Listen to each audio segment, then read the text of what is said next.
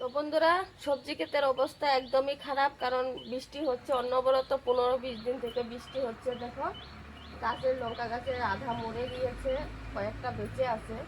তবে দিনটা আজকে অল্প ভালো, কিন্তু কয়দিন থেকে অনবরত বৃষ্টির কারণে সারা কোনো সবজি হচ্ছে না, মানে বীজ ফালাবো সেটাও ফালাতে পারিনি। তো এখানে ছোট্ট একটা কুমড়া গাছ আছে, একটা ফুল ফুটছে, রোজ দিন একটা একটা ফুল ফুটে, তার জন্যে মানে কিছু করতে পারি না, চপও করতে পারি না। আর এই গাছে দেখো, মোড়া গাছের মধ্যেও লঙ্কা ধরে আছে। ওই যে লঙ্কা গাছ, আর এখানে ভূত লঙ্কা গাছ, যেটা মানে হয় তোমার হাতি মরিচ বলে, সেটা গাছে অল্প অল্প লঙ্কা আসছে, এদিকে অনেকই ফুল আসছে, অনেক ফুল পড়েও গিয়েছে, অনেক এই যে কলিগুলো পড়ে গিয়েছে বৃষ্টির কারণে। তো আমার ছোটো ছোটো বেগুন গাছ কটা লাগানো হয়েছিল, এদিকে দেখো ছাইচার নিচে এই ছোট ছোট বেগুন গাছে বেগুন ধরেছে বন্ধুরা। তাই বেগুন কটা তুলে নেবো আজকে। আজকে ঘরে সবজিও সেরকম একটা নেই। এই দেখো বেগুন মাটিতে লেগেছিল, তো ভাবলাম যে না, বৃষ্টির কারণে বেগুনগুলো হয়তো পচে যাবে, তাই ছোট ছোটই তুলে নিচ্ছি, নাহলে পরে খেতে পারবো না, খারাপ হয়ে যাবে। তো এদিকে আরও আছে, তো ওইখানেও দেখো বেগুন গাছ আছে, ওগুলো তো বেগুন ধরেছে। তবে বাগানে ঢোকার মতন সামর্থ্য নেই, কারণ প্রচুর জুক হয়ে গেছে, এখানে ঢুকলেই জুক ধরবে। তো এখানে জুকের সমস্যাটা বেশি, তার জন্য আজকে বাগানে ঢুকবো না।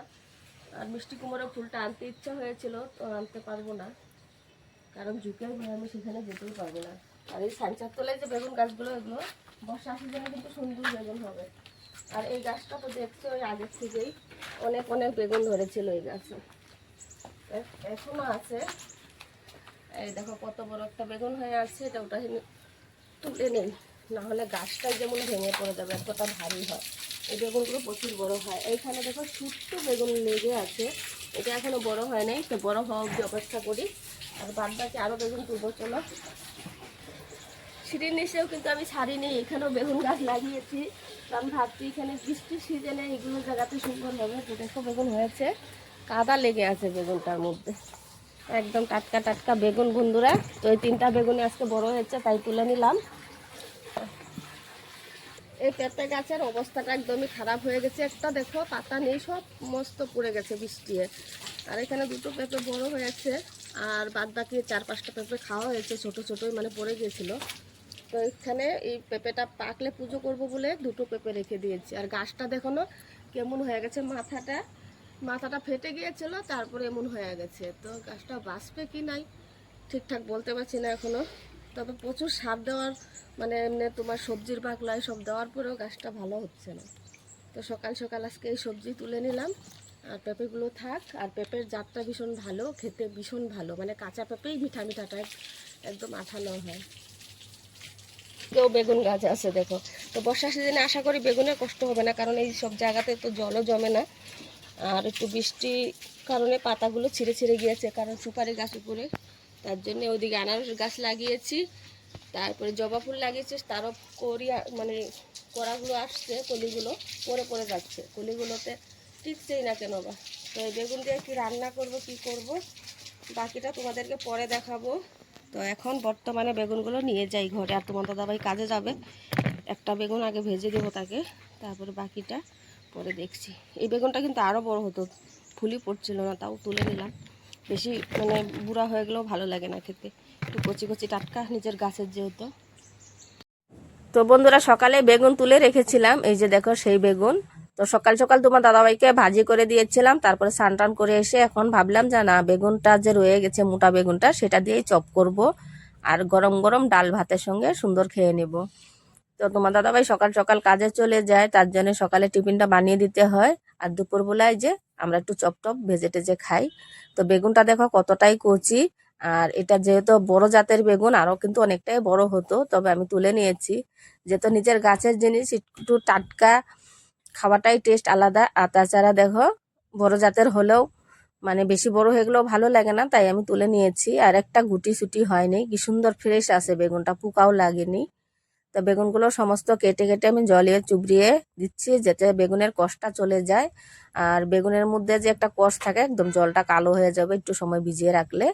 তো এটা ভিজিয়ে রেখে কেটে তারপরে আমি মিশ্রণটা রেডি করে নেব।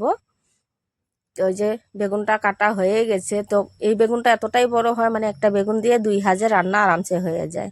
তো আবার অল্পটা বেগুন রেখে দিলাম, যেটুকু প্রয়োজন ওইটুকু কেটে নিলাম। এখন একটু ভালো করে কষলিয়ে ধুয়ে নেব, কারণ বেগুনে থেকে কিন্তু প্রচণ্ড কষ বাড়ায়, একদম কালো হয়ে যায়। আর যদি বেগুন জলে সরাসরি না চুবড়ানো হয় তাহলে কিন্তু বেগুনগুলো কালো কালো কালচে কালচে কালার দেখা যায়। তাই বেগুনগুলো সরাসরি চুবড়িয়ে দিলে বেগুনগুলো একদম সাদা ফটফটে হয়, ভীষণই ভালো লাগে। তো এর আগেও অনেকবার বেগুনের রেসিপি দেখানো হয়েছে যদিও। তো আজকে বেগুনের চপই করছি।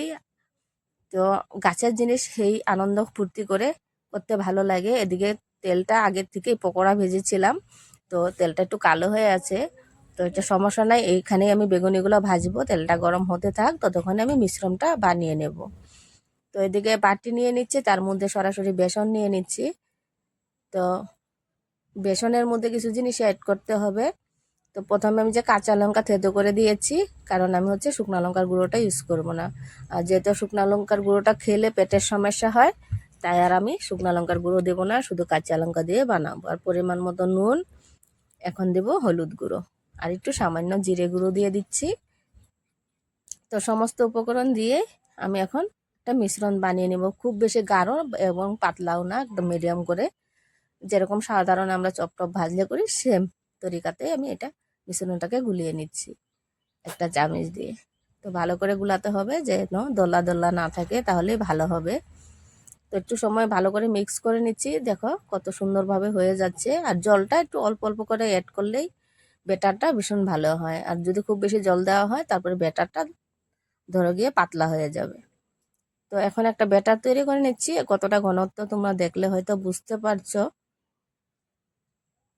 আর এটার মধ্যে একটু কালো জিরা দিলেও কিন্তু ভালো লাগে। তবে কালো জিরাটা আজকে আমার দেওয়া হয়নি, কারণ শেষ হয়ে গেছে, কালো জিরাটা নাই এখন বর্তমানে, তাই বিনা কালো জিরারই বানাবো।